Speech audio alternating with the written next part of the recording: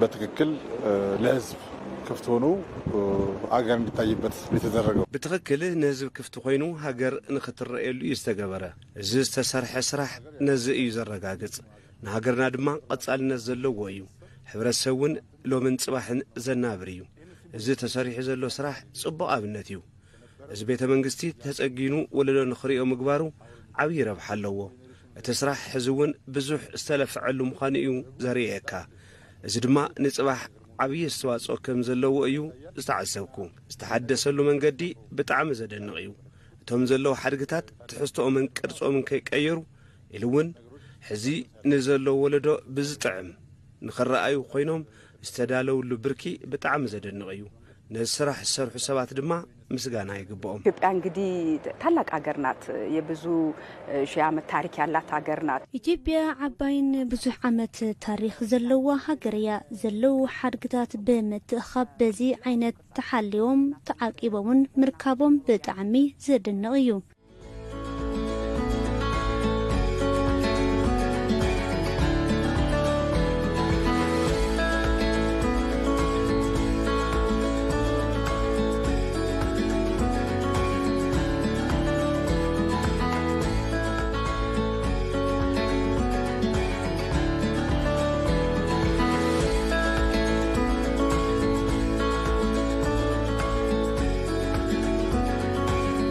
በዓለም ምን አይነት ትርክቶች እንደተሰሩብን ሁላችንም የምናቀው ነው በዓለምና ከመይ ዝበለ ታሪክ ከምዝ ተሰርሐልና ኩላትና ንፈልጠዩ እዚ ተሰርሐልና ታሪክ በመቅያር ደቅና ብናይ በዓሎም ታሪክ ንኽኮርዑ በመግባር ከመይ ዝመሰሉ አቦታት ከም ዝነበሮም ሪኦም ንምንታይ ኢሎም ንኽሓቱ ክነብሩሉ ካብዚ ድማ ናበይ ንኺድ ከመይ ንምጾን ከመይ ንምልስ ኢሎም ብሕራነ ንኽሰርሑ ዝለዓሉ ስራሕቲ ንኽሰርሑ እዩ እዚ ስራሕ ዝተሰርሐ ንናይ ወጻኢ በጻሕቲ ዓዲ ድማ ከምዚ ዓይነት ሀገር ድያ ኢትዮጵያ ዝብል ነገር እንመሐላልፈሉ እዩ ኢለ ይሐስብ ትልቅ ሂስትሪ የነበራቸው ከተላልቅ የዓለም አቀፍ ሀገራት የመጡት ነዊሕ ታሪክ ዝነበሮም ካብ ዓበይቲ ሀገራት ዓለም ለኸ ዝመጹ ውህብቶታት ቅርስታት ኢትዮጵያ ንዓለም ተበርክቶም ዝነበራት ቅርስታት እዚኦም እንትርኢ እዚኦም ድማ አኪብካ ንትውልድ ምትሕላፍ ማለት ዓቢ ነገር እዩ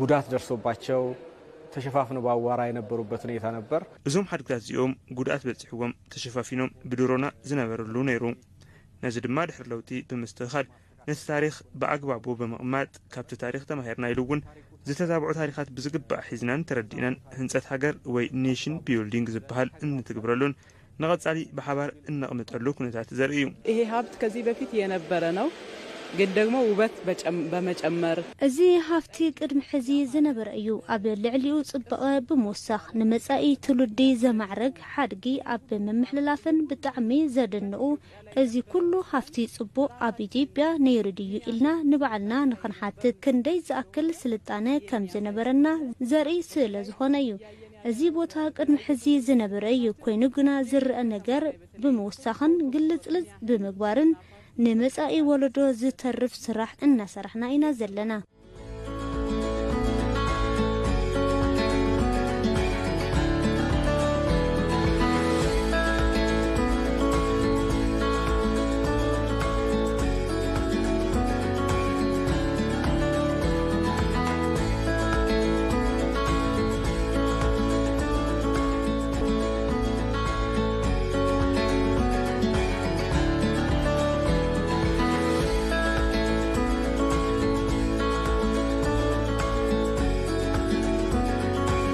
የዛሬ 13 ዓመት አካይ ገብቼ የማየት እድል ገጥሞኝ ነበር ቅድመ 13 ዓመት አትየ ናይ ምርአይ ኩነታት ተጋጢሙን ነይሩ ኣብቲ ዝረአኹሉ እዋን እቶም ሓድግታት ዝነበሩሉ ኩነታት ርእቶ ሂበ ነይረ ሎሚ ዝረአኹሉ መንገዲ ብጣዕሚ ዝድነቕ እዩ ሃገርና ዓባእያ ስሩዕ ታሪኽን ባህልን ዘለዋ እያ እዚ ታሪኽን ሓድግን ቦታ ረኺቡ ሎሚ ዝረኸብክዎ እዩ ጎበኘናቸው ፕሮጀክቶች ደግሞ ዝሃወፅናዮም ፕሮጀክታት ደረጃ ፈጻጽሞኦምን ጽሬቶምን እዚ ቱሪዝም ውሽጢ ሃገርን ወፃእን ዘለዎ ቦታ ብጣዕሚ ዓብይ እዩ።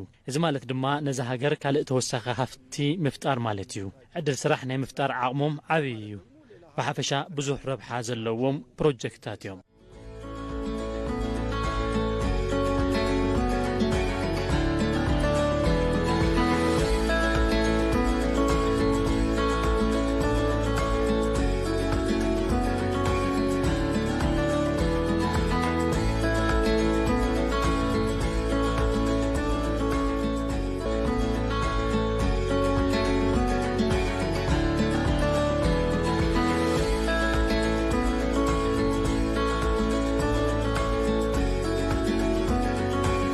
ይሄንን ቤተ መንግስት ትላንት በነበረው ኢሳበ ያ ተጠብቆ እዚ ቤተ መንግስት ትማሊ ብዝነበረም አተሐሳስባ ተሐልዩ ሎሚ ብዝምጥን ጽባሕ ብዘሳግር መልክዑ ተባሂሉ ምሕዳሱ ብጽሒት መሪሕነት ብትኽክል ዘርአየን ዘተኣሳሰረን ምዃኑ እዩ።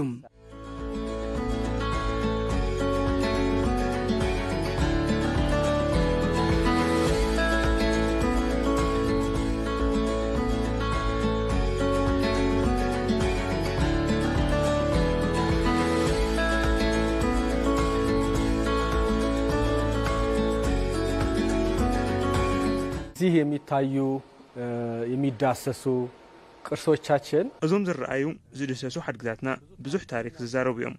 ኢትዮጵያ ዝነበረትሉ ኩነታት ኣዕርዮም ዘርእዩ እዮም።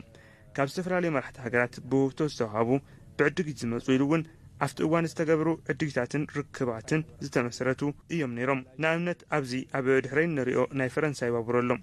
ካብ እንግሊዝ ዝመፁ ተሽከርከርቲ ኣለው። ካብ ጣልያን ካልኦት ሃገራት እውን ብተመሳሳሊ እዞም ዝረአዩ ሓድግታት ኣብቲ እዋን ዝነበሩ ርክባትን ኢትዮጵያ ድማ ናብ ዕብየት ንምምራሕ ዝነበራ ድሌት ሓበርቲ እዮም። ብዙ የኢትዮጵያውያን እሴት፣ ሀብት፣ ታሪክ የነበሩ ነገሮች ተጽለው የነበሩበት ሁኔታ ነበረ። ብርክት ዝበሉ ጸጋ ኢትዮጵያውያን ዝነበሩ ተደርቢዮም ዝነበሩሉ ኩነታት ነይሩ እዩ። ናይ ምርኣይ ለውጢ ምስ ገበርና ንድሓር ካብ ዝሓለፈ ናይ ሎሚ ሓበራውነት ዝብልን ኢሉ እውን ከምና ዓድዋን ቤተ መንግስትናን ዝበሉ ናይ ኩላትና ኢትዮጵያውያን ሃፍቲ ስለ ዝኾኑ ተሐዲሶም ንመጻእ ወለዶ መምሃሪን ንክኾኑ ዝተኸደሉ ኩነታት ኣሎ።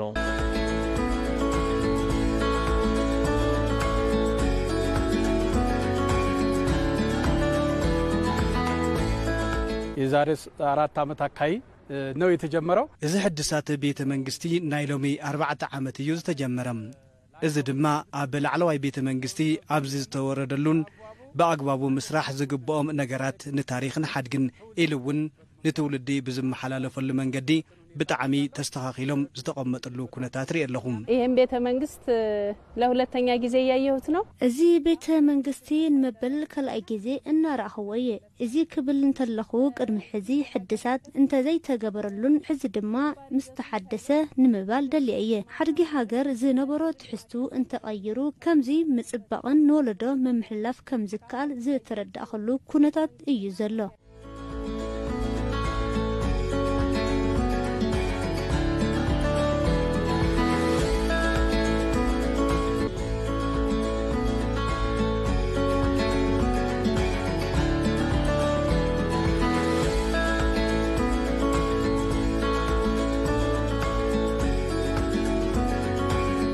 የአፍሪካ መሪዎች የሌሎች የአፍሪካ ሀገሮች ጎብኚዎች እንደዚህ አይነት ቦታ በሚጎበኙበት ሰዓት ሀወፅቲ መራሕቲ ሃገራት አፍሪካ ከምዚ ዓይነት ቦታ ኣብ ዝህወፅሉ ግዜ ኣብዚ ውሽጢ ቤተ መንግስቲ ታሪክ ኢትዮጵያ ጥራሕ እንተይኮነስ ናይ ባዕሎም ታሪክ ዝርእሉ ኢትዮጵያ ብዘይካ ንሳቶም ዝገበረቶም ቃልስን ኣስተዋጽኦን ሓቢሮም ዝዕዘብሉ ማንዴላ ውሽጢ ኢትዮጵያ ዝተምሃረን ዝሰልጠነን ከም ዝኾነ እነፋልጠሉን ካልኦት እውን ከምኒ ጸረ ባዕዳዊ ምግዛእትን አፓርታይድን ዝኾኑ ተቃለስቲ ብርክት ዝበለ ሓገዝ ከም ዝገበረትሎም እነፋልጠሉ እዩ።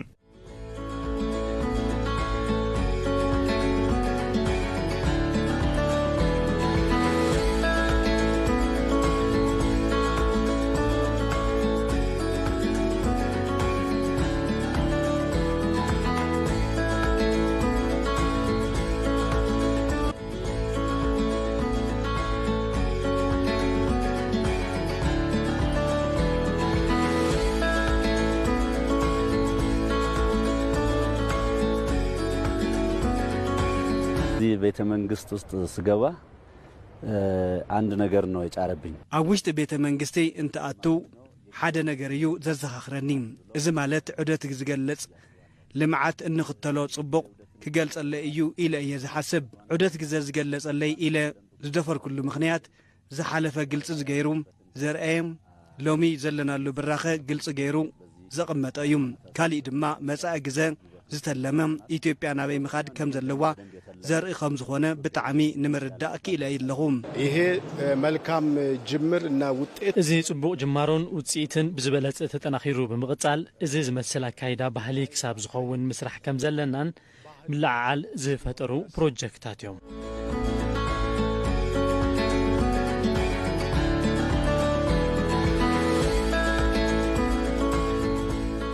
ሴት ተጨምሮበት ኣብቲ ዝተሓደሰ ቤተ መንግስቲ ኣብ ልዕሊኡ መድመቕ ተወሲኽሉ እቶም ዝነበሩ ዶሮና ተጸሪጎም ንህዝቢ ክፍቲ ብምግባር ብጣዕሚ ዘደንቕ ተግባር እዩ። ቤተ መንግስታችን የሕዝቢ ስለሆነ እንደዛ መሆኑ በጣም ደስ ብያለሁ። ቤተ መንግስትና ናይ ህዝቢ ስለ ዝኾኑ ብጣዕሚ ቃሕ ኢሉ እዩ። ነዚ ዝበልኩሉ ምኽንያት ከምዚ ተሓዲሱ ጽቡቕ ስለ ዝረኣኽዎ እዩ። ቅድሚ ሕዚ እንትመጽእ ዓለባ ሳሬስ ተሸፊኑ ዝነበረሉ ኩነታት እዩ ነይሩ። ሕዚ ግና ለሚዑ ገዛታት ተሰሪሖም ሓምለዋይ ኮይኑ እንትርኢ ብጣዕሚ ደስ ኢሉን ኣሎ። ቤተ መንግስት ውስጥ የተሰሩ እዚ ቤተ መንግስቲ ቅድሚ ሕዚ ዝነበረሉን ሕዚ ድማ ለሚዑ እንትርኢ ብጣዕሚ ብዘደንቕ መንገዲ ዝተሰርሐሉ ኩነታት እዩ ዘሎ።